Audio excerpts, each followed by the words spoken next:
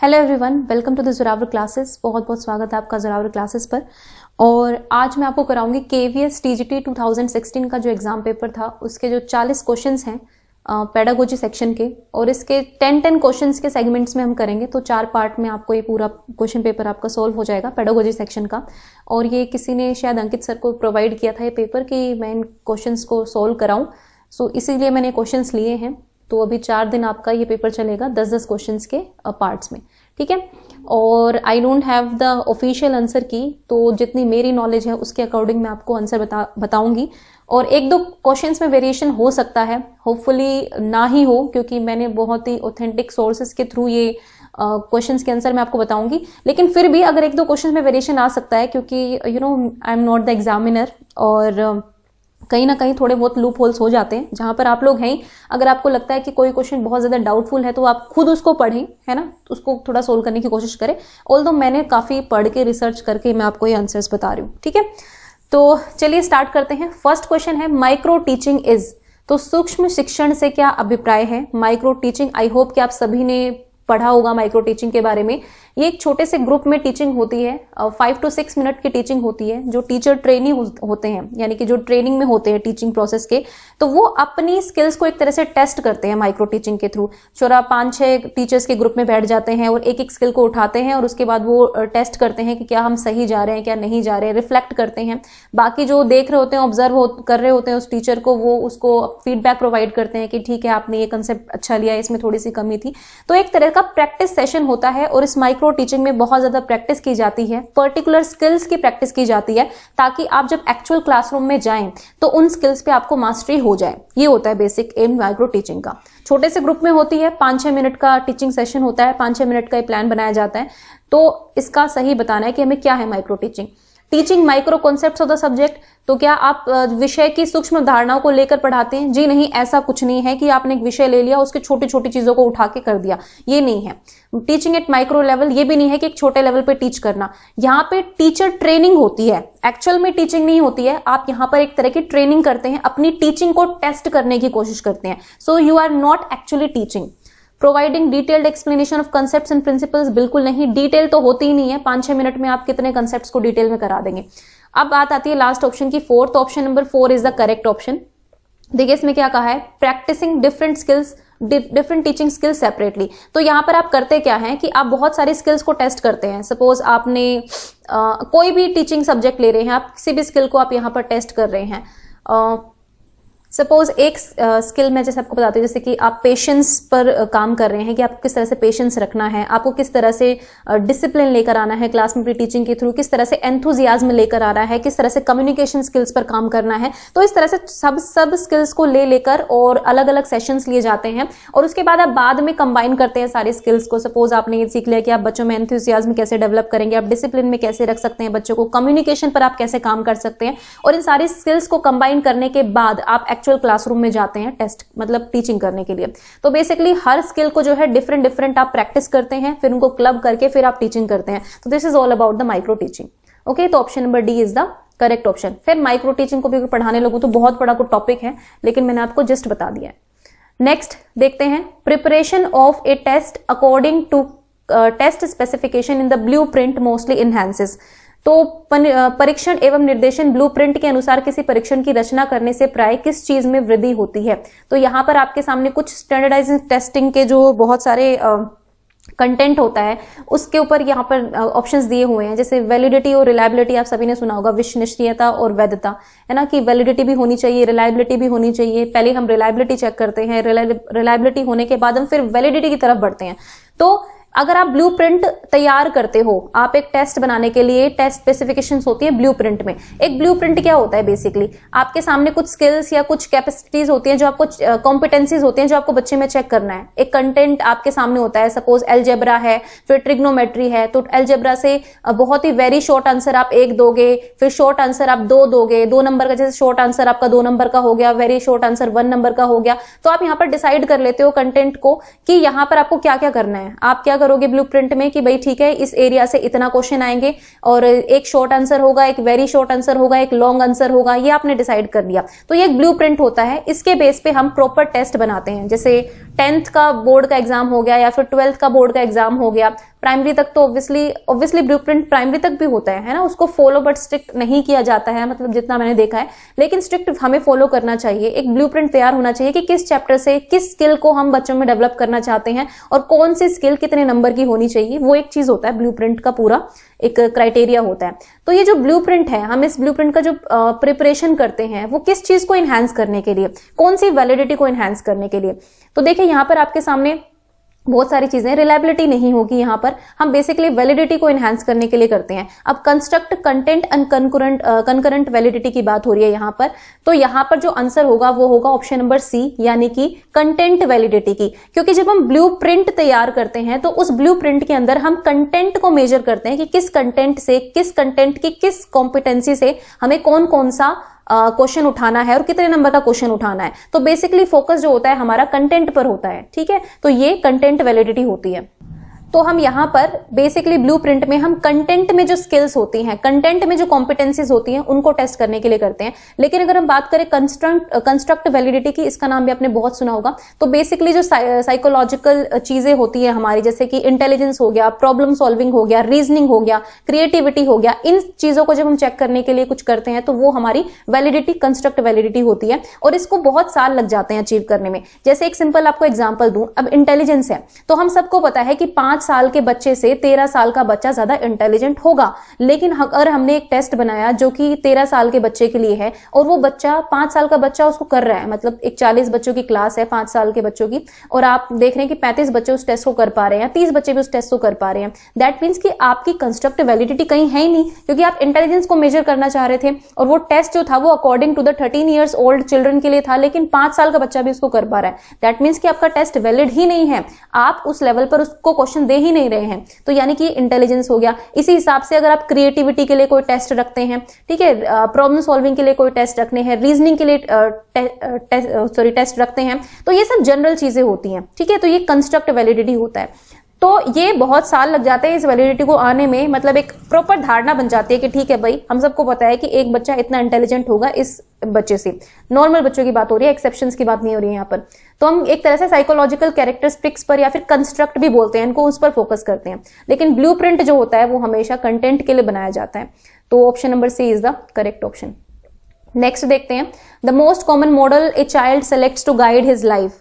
तो बहुत ही common model जो एक बच्चा अपने गाइड के रूप में किसी को देखना चाहता है तो कौन होता है वो, ये आपको मुझे बताना है।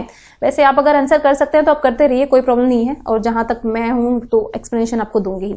A person who approximates the child's self-ideal, an older sibling, a parent, teacher or a person in the authority, a person who conduct approaches perfection, ठीक है।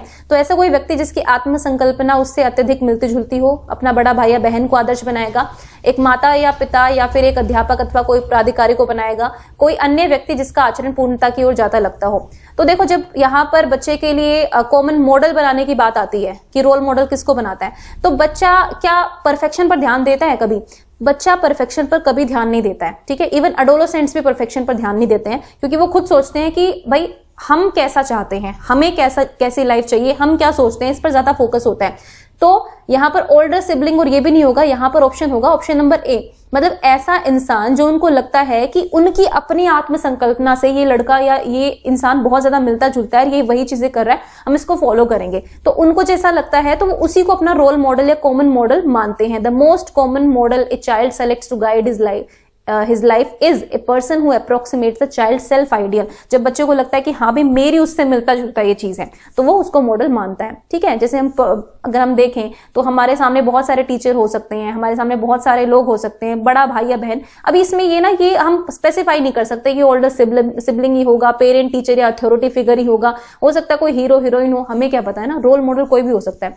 तो ये एक तरह का वो होता है, ठीक है, मतलब बच्चा उससे रिलेट कर पाता है अपने आप से, तो वो होता है role model, sorry common model कह सकते हैं। नेक्स्ट है, which of the following is not true about teaching. तो टीचिंग के बारे में कौन सा ट्रू नहीं है? Teaching is necessary but not a sufficient condition of education. तो यहाँ पर नॉट ट्रू की बात हो रही है, जो सही नहीं है वो आपको देखना है। As a result of teaching the student must learn, ठीक है, तो अध्यापन के परिणाम स्वरूप बच्चे अनिवार्यतः सीखते ही हैं। या फिर teaching involves the intention that someone must learn something. Teaching is characterised by special relationship between the teacher and the taught. देखो, अब यहाँ पर जो गलत है वो आपको निकालना है। अब यहाँ पर ये जो बी ऑप्शन और सी ऑप्शन है ना, आपको सेम सेम से लग रहे होंगे, है ना। ऑप्शन इनमें से ये एक है करेक्ट ऑप्शन। ये भी ठीक है भाई, सफिशिएंट टीचिंग नेसेसरी है, बट एजुकेशन के लिए हमेशा टीचिंग करी जाए, क्योंकि teaching is very professional thing, कि आपको पकड़कर किसी को सिखाना है, वो एक तरह की चीज होगी। लेकिन अगर हम एजुकेशन की बात करें तो वो हम नॉर्मली भी सीख जाते हैं, इनफॉर्मली, जबकि टीचिंग कहीं ना कहीं एक प्रॉपर फॉर्मल आ जाता है। ऐसे माता पिता से सीखते हैं कुछ ना कुछ, तो वो हमारी टीचिंग थोड़ी ना करते हैं ऐसे बिठा के हमें। तो टीचिंग जो है वो नेसेसरी तो होती है, ठीक है, कुछ स्किल सिखाने के लिए आपको टीचिंग बहुत जरूरी है, लेकिन हम ये नहीं कह सकते कि बहुत सफिशिएंट है भाई, एजुकेशन देनी है तो टीचिंग दे दी तो हो गया एजुकेशन, ऐसा नहीं बोल सकते हैं, ठीक है। तो ये आपका ठीक हो गया कि नॉट अ सफिशिएंट कंडीशन, तो यानी कि टीचिंग जरूरी है लेकिन सफिशिएंट कंडीशन नहीं है एजुकेशन की, और भी चीजें इन्वॉल्व होती हैं, तो ये ठीक बात है। अब teaching is characterised by special relationship, तो स्पेशल रिलेशनशिप तो बनती है टीचर और टॉट के बीच में, गुरु शिष्य के बीच में आप कह सकते हैं, ये भी करेक्ट है।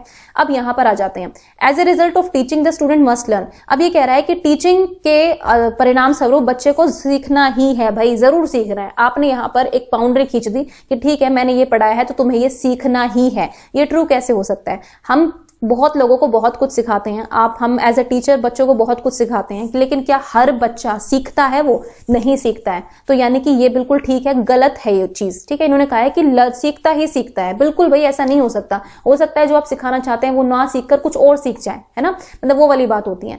Teaching involve the intention that someone must learn something. हाँ, टीचिंग में इंटेंशन होती है, हम ये मानकर चलते हैं, जब हम टीच कर रहे हैं तो हम ये मानकर चलते हैं कि हम कुछ ना कुछ सिखाएंगे जरूर, ठीक है, लेकिन हम ये नहीं कह सकते कि वो सीखता ही है। बी और सी ऑप्शन में आपको थोड़ा डिफरेंशिएट करना होगा। बी ऑप्शन कह रहा है कि वो सीखता ही है, जबकि सी कहता है कि हमारी इंटेंशन होती है कि कुछ कोई सीखे। तो इंटेंशन होती है, लेकिन वो सीखेगा कि नहीं सीखेगा, it depends on the students. तो ये B option is the correct option, ये भी ठीक है। सी ऑप्शन भी ठीक है, मतलब देखो मैं आपको बता दूं, इसमें कहा है जो गलत है, तो गलत बात बी है, बाकी ये सारी बातें सही हैं। तो option number B is the correct option, ठीक है। और भाई देखो, मैंने ऑब्वियसली मेरी जितनी नॉलेज है या जितना मैंने पढ़ा है, मैं उसके अकॉर्डिंग आपको अपनी तरफ से बिल्कुल करेक्ट आंसर बता रही हूँ। एक दो क्वेश्चन में अगर आपको वेरिएशन मिले, आप कहीं किसी और का देखो, तो कमेंट सेक्शन में डाल देना, हम अगले उसमें डिस्कस कर लेंगे। ये मैं जरूर देखूंगी, क्योंकि this is the exact question paper of 2016 TGT exam. Next है, as to the questions of values की बात करते हैं। अब यहाँ पे फिलोसफीज ऑफ एजुकेशन आ गई हैं। अब देखिए ये पेपर ना टीजीटी का है, ओके, तो टीजीटी का लेवल पीआरटी लेवल से आपको अप मिलेगा, एक लेवल बिल्कुल अप मिलेगा। अगर आप पीजीटी पर जाएंगे तो एक लेवल वहां भी अप मिलेगा। तो पीआरटी में एजुकेशनल फिलोसफी से इस टाइप का क्वेश्चन आने के चांसेस कम है, जबकि टीजीटी में बिल्कुल चांसेस है। ये क्वेश्चन बहुत डिफिकल्ट क्वेश्चन है। अगर मैं आप पर जाऊं, अगर आप लोग ने ये प्रैग्मेटिज्म, रियलिस्ट, आइडियलिस्ट अगर आपने अच्छे से नहीं पढ़े हैं तो it will be very difficult for you to answer this question. Anyways, चलिए हम क्वेश्चन का आंसर ढूंढने की कोशिश करेंगे पूरी। तो एक बार इन सभी ऑप्शंस को पढ़ने की कोशिश करते हैं कि ये कह क्या रहे हैं। देखिए, पहला है कि प्रयोजनवादी यानी कि प्रैग्मेटिस्ट और रियलिस्ट रिजेक्ट करते हैं supernaturalism as a satisfactory sources of knowledge. देखिए, सुपर नेचुरलिज्म क्या कहता है? वो कहता है कि जितने भी हमारे सोर्स ऑफ वैल्यूज हैं वो एक ही है, वो है गॉड, ठीक है। मतलब स्पिरिचुअल धारणा में चले जाते हैं एक तरह से, कि यही रियलिटी है और यहीं से ट्रू आइडियाज आते हैं जिनको हमें पहचानने की जरूरत है। ये सुपर नेचुरलिज्म कहता है। तो पहली बात तो मैं आपको ये बता दूं कि प्रैग्मेटिस्ट और रियलिस्ट दोनों ही रिजेक्ट करते हैं इस थॉट को। प्रैग्मेटिस्ट तो वैसे ही बोलते हैं, ये तो डार्विन की थ्योरी आप कह सकते हैं, उसके ऊपर है कि सर्वाइवल फॉर द एग्जिस्टेंस, जो सर्वाइवल ऑफ द फिटेस्ट वाली बात होती है यहाँ पर, कि भाई जो ज्यादा बेहतर है वो जी जाएगा, जो बेहतर नहीं है वो चला जाएगा। मेन बात यहाँ पर प्रैग्मेटिस्ट की अगर बात करूं तो प्रैग्मेटिज्म जो है वो अपनी धारणा बताता है चेंजिंग वैल्यूज को, यानी कि वैल्यूज जो है वो हमेशा चेंज होती रहती हैं, जबकि सुपर नेचुरलिज्म ऐसा नहीं मानता है। सुपर नेचुरलिज्म के अकॉर्डिंग वैल्यूज जो है वो एब्सोल्यूट होती हैं, वो चेंज नहीं हो सकती है, उनका एक ही सोर्स है, एक ही मॉरल रियलिटी है, और ट्रू आइडियाज जो है वो वहीं पर एग्जिस्ट करते हैं जिन्हें हमें पहचानने की जरूरत है। कोई बाहरी सोर्स उस चीज का है ही नहीं। लेकिन प्रैग्मेटिस्ट तो यही बोलते हैं कि भाई वैल्यूज तो चेंज होती ही रहती है, अब चेंज होगी कि आपका प्रैक्टिकल लाइफ में उस चीज का यूज है कि नहीं है। अगर आज हम सपोज आज हम हाथ से काम करना हम लोगों ने बंद कर दिया, हम मशीन पर निर्भर हो गए हैं, कपड़े धोने की मशीन है, जो भी है, तो ये सब पहले नहीं मानते थे हम, लेकिन अब हम, क्योंकि इनकी यूटिलिटी है हमारी, इसमें प्रैक्टिकल वर्ल्ड में इनका यूज है, तो हम इन चीजों को लेकर आ गए हैं। तो कुछ ना कुछ वैल्यूज जो है वो चेंज होती ही रहती हैं, ठीक है। ये प्रैग्मेटिस्ट मानते हैं। जैसे कि अभी देखो ना, आर्टिफिशियल इंटेलिजेंस आ गया है, तो वो भी एक चेंजिंग वैल्यू है कि हमें एजुकेशन में आर्टिफिशियल इंटेलिजेंस को लाना पड़ा, तो वैल्यूज जो है वो चेंज होती रहती है, जबकि सुपर नेचुरलिज्म ऐसा नहीं मानता है। तो ये स्टेटमेंट तो यहीं पर गलत हो गई, ठीक है। सॉरी, मतलब कि ये हो गया कि भाई ठीक हो गई ये स्टेटमेंट कि रिजेक्ट करते हैं सुपर नेचुरलिज्म को। अब जहां तक रियलिस्ट की बात है, यानी कि जो यथार्थवादी हैं, यथार्थवादी कहते हैं कि जो भी हमारा रियल वर्ल्ड है उसमें हम एक्सपीरियंस और रीजन के थ्रू नॉलेज या वैल्यूज को ग्रहण करते हैं, यानी कि हम एक्सपीरियंस के थ्रू साइंटिफिक रीजनिंग करेंगे, ठीक है। और एक्सपीरियंस जो है, हम जो भी हम सेंसेस के थ्रू देखते हैं, महसूस करते हैं, उसके थ्रू ही हम वैल्यूज को एक तरह से रिलेट करते हैं वैल्यूज को, और वैल्यूज हमारी वो ही बन जाती हैं जो हम एक्सपीरियंस करते हैं, जो हम रीजन करते हैं। तो ये भी एक तरह से वैल्यूज को जो है एब्सोल्यूट या यूनिवर्सल तो नहीं मानते हैं, सुपर नेचुरलिज्म को इन्होंने भी रिजेक्ट कर दिया। तो ये इस क्वेश्चन का जो ऑप्शन है वो option number A is the correct option, ठीक है। ये तो मैंने आपको पहला वाला बताया।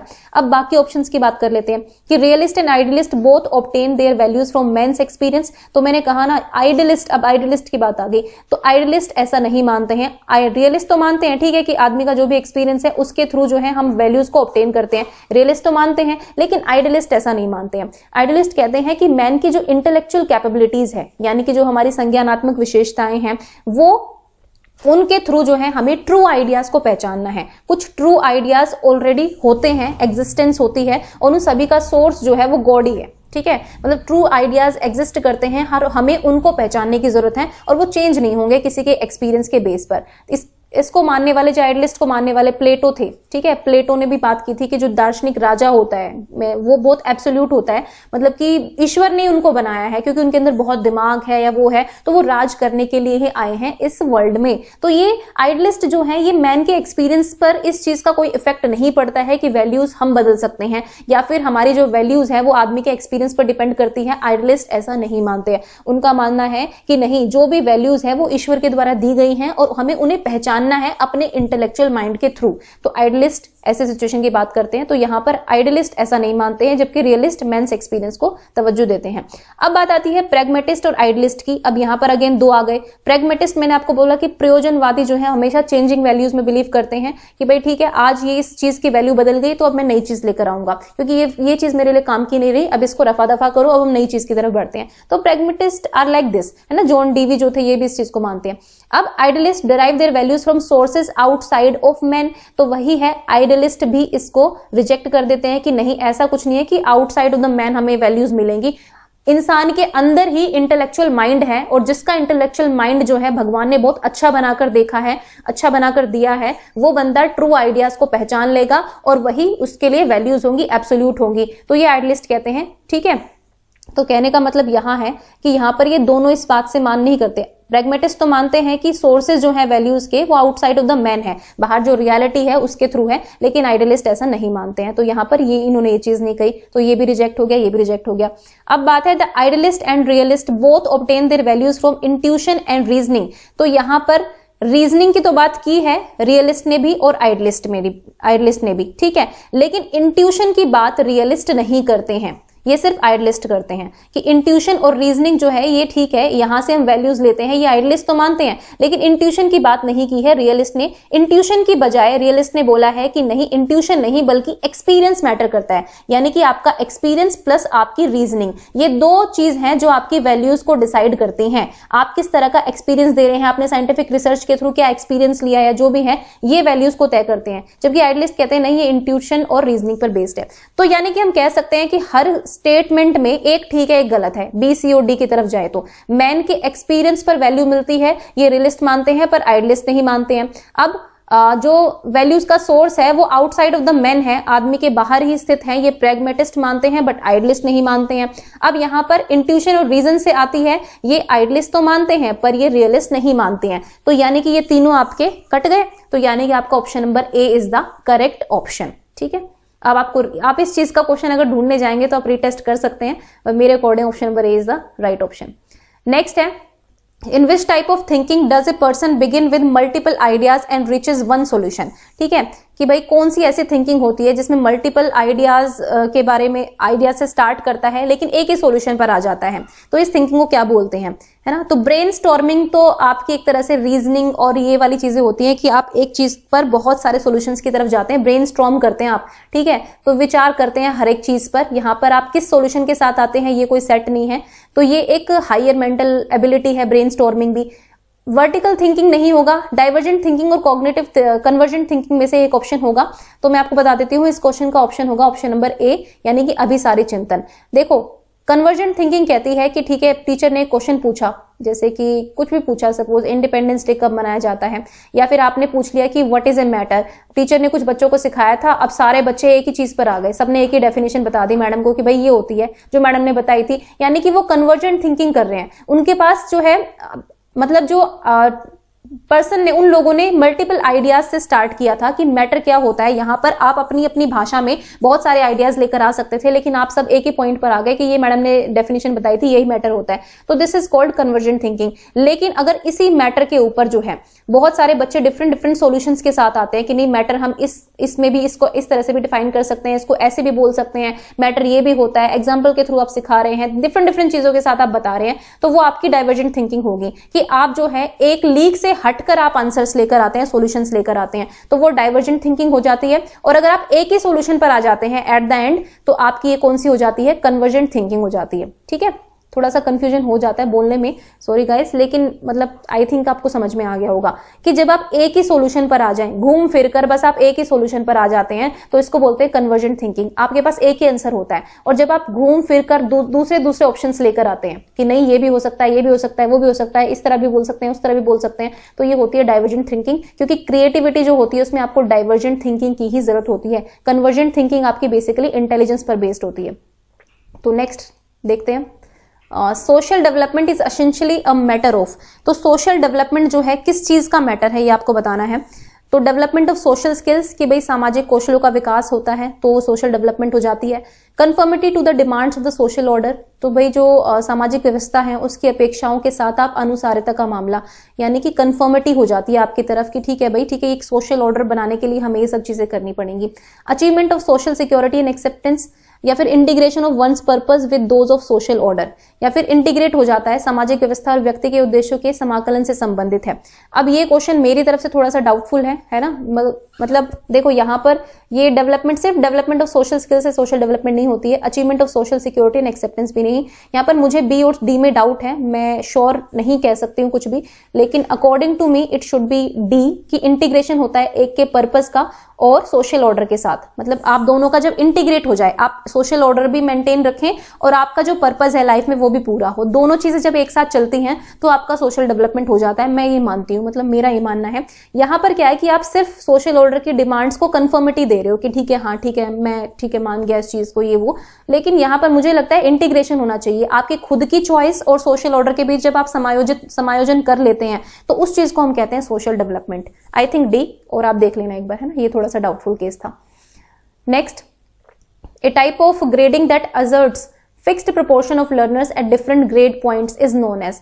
तो ये सिंपल एक ये है कि एक कौन सी टाइप की ग्रेडिंग होती है जिसमें अलग अलग श्रेणी बिंदुओं पर अध्येताओं का एक निश्चित अनुपात होता है। मतलब हिंदी बहुत ज्यादा डिफिकल्ट है, तो देखते हैं। देखिए, डायरेक्ट इनडायरेक्ट ग्रेडिंग नहीं होगा, ये एब्सोल्यूट और रिलेटिव ग्रेडिंग में से एक है। अब क्या होता है एब्सोल्यूट और रिलेटिव ग्रेडिंग, ये मैं आपको बता देती हूँ।